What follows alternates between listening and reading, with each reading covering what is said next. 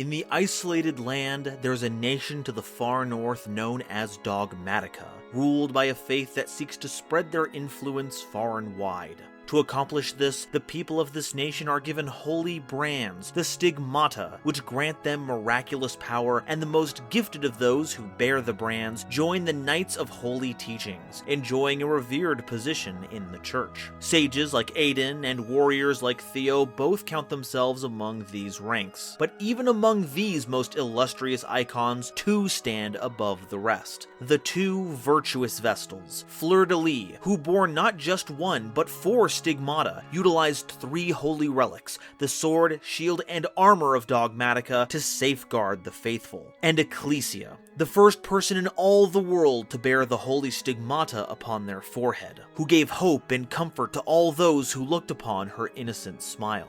These brands were given to the people by the head of the church, Maximus, who drew its power from a holy statue known as Nexus, which depicts two dragons in tandem guarding the goddess. But one day, an event that would shake the very foundations of the isolated land came to pass. Above the City of Saints opened a hole, one of many portals that would give or take from this land, seemingly at random. And this time, it gave.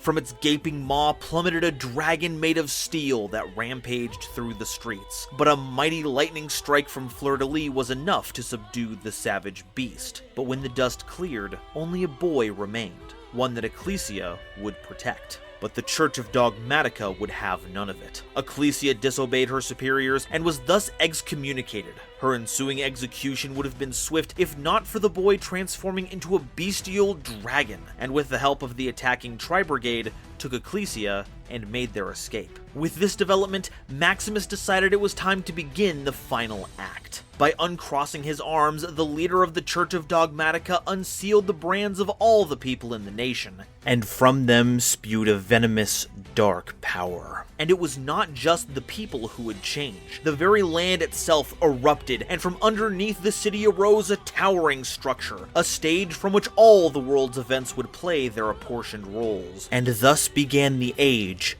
of the Despia, looked upon by a strange boy who looked exactly like the one Ecclesia had befriended.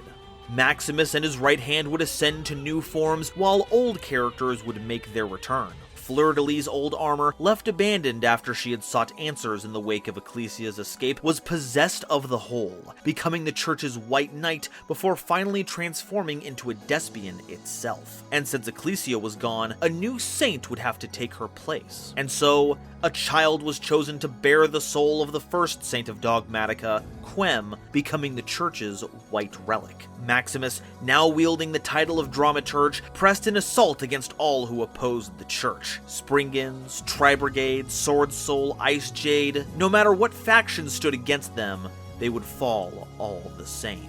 And when the final battle of Golgonda ensued, Maximus would seize the ultimate power, the source of all brands that hid in the core of the Despian Church, and thus was reborn as the church's White Zoa. But this could not last, for ambition's but a walking shadow, a poor player that struts and frets its hour upon the stage, and then is heard no more.